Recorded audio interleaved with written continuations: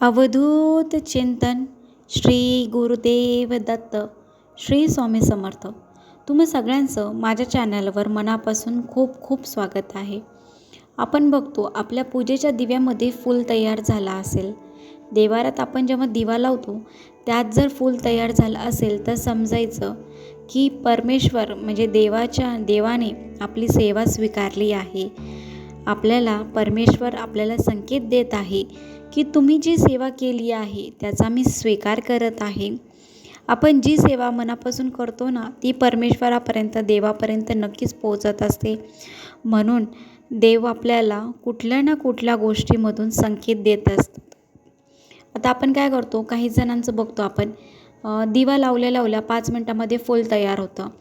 म्हणजे तुम्ही जी पण तोडकी मोडकी सेवा करतायत ना तर ती महाराजापर्यंत स्वामींपर्यंत ती सेवा पोचत आहेत.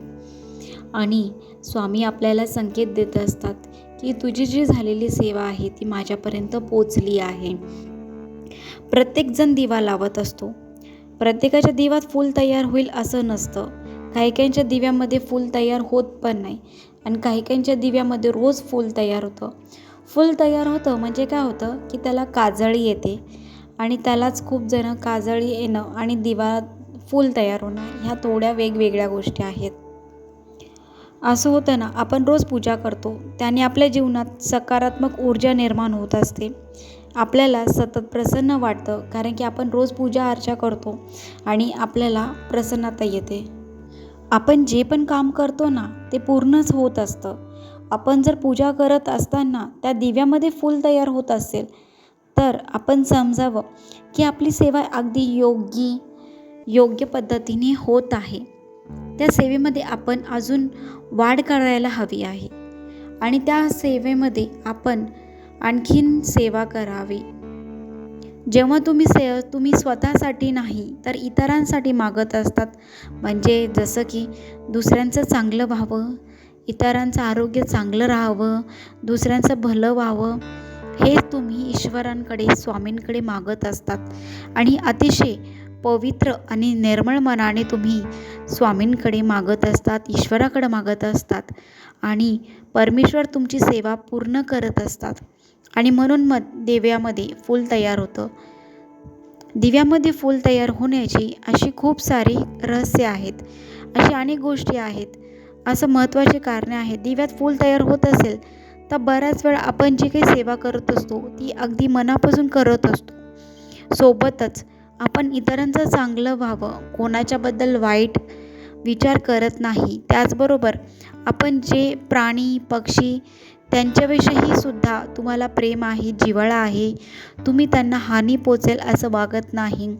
म्हणूनच जे काही आपण सेवा करतो ना ती ईश्वरापर्यंत, देवापर्यंत, स्वामींपर्यंत नक्की पोचत असते. तुमचे दुःखाचे दिवस आता संपणार आहेत आणि तुमच्या ज्या पण इच्छा आहेत, आकांक्षा आहेत, स्वप्न आहेत तर ती पूर्ण होणार आहे.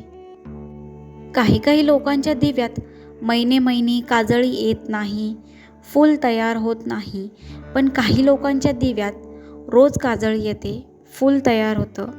मला एक सांगायचं आहे, काजळी येणं आणि फूल तयार होणं यात थोडाफार तरी फरक आहे. तुम्हाला जर त्या काजळीचा आकार फुलांमध्ये दिसत आहे तर तुमची सेवा स्वामींपर्यंत पोचत आहे, देवापर्यंत पोचत जात आहे. हे अतिशय शुभ संकेत आहे, शुभ संकेत मानलं जातं. तुम्ही जे पण मंत्र, स्तोत्र, आरत्या, पारायण जे पण करत आहात तर ते देवापर्यंत जात आहे. कधी काय होतं ना, तो दिवा चालू आहे आणि दिवा लावल्या 5 मिनटामध्ये त्याला काजळी तयार होते आणि त्यामध्ये फूल तयार होतं. तर कधी 2 ते 3 तासांनी फूल तयार होतं आणि कधी 2 ते 3 दिवसानंतर फूल तयार होतं. पण हे कुठेतरी तुमचं फूल तयार होतंच, हे कुठेतरी पॉझिटिव्ह संकेत आहे. जी काही सेवा करत आहे ती भक्तिभावाने देवापर्यंत जात आहे आणि दिव्यामध्ये फूल तयार होत आहे. हे शुभ आहे, हा खूप मोठा शुभ संकेत आहे. आणि आता हे फूल जेव्हा तयार होतं, हे सर्वात महत्त्वाचं म्हणजे जी काही काजळी येते, फूल येते, त्याचं आता काय करायचं मला एक सांगायचं आहे. जी काही काजळी आहे ना, फूल तयार होत आहे ना, त्याचं काय करायचं आहे, तुम्ही ते रोजची ती काजळी आहे, रोजची जी फूल तयार होतं ते एका डब्बीमध्ये तुम्ही काढून ठेवायचं आहे.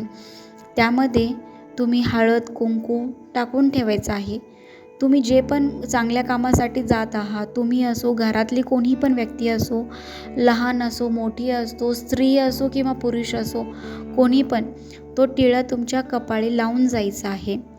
आणि जे पण तुमचं महत्त्वाचं काम आहे, जर कोणाला नोकरीसाठी जायचं आहे, मुलगी बघायला जायचं आहे, जॉब आहे, एक्झाम आहे, असे खूप सारे महत्त्वाचे काम आहे, त्यासाठी तुम्हाला तो कपाळी टिळा लावून जायचा आहे. हा खूप शुभ संकेत आहे. त्यामध्ये देवाचा आशीर्वाद असतो. फूल तयार होणं खरंच खूप शुभ असतं. महाराजांची तुमच्यावर कृपा असते आणि तुमचं वाईट शक्तीपासून रक्षण करते. ही माहिती तुम्हाला आवडली असेल तर कमेंटमध्ये एकदा श्री स्वामी समर्थ लिहायला विसरू नका. आणि झालेली सेवा ही महाराजांच्या चरणी मी रुजू करते आणि आजचा व्हिडिओ मी इथंच संपवते. श्री स्वामी समर्थ.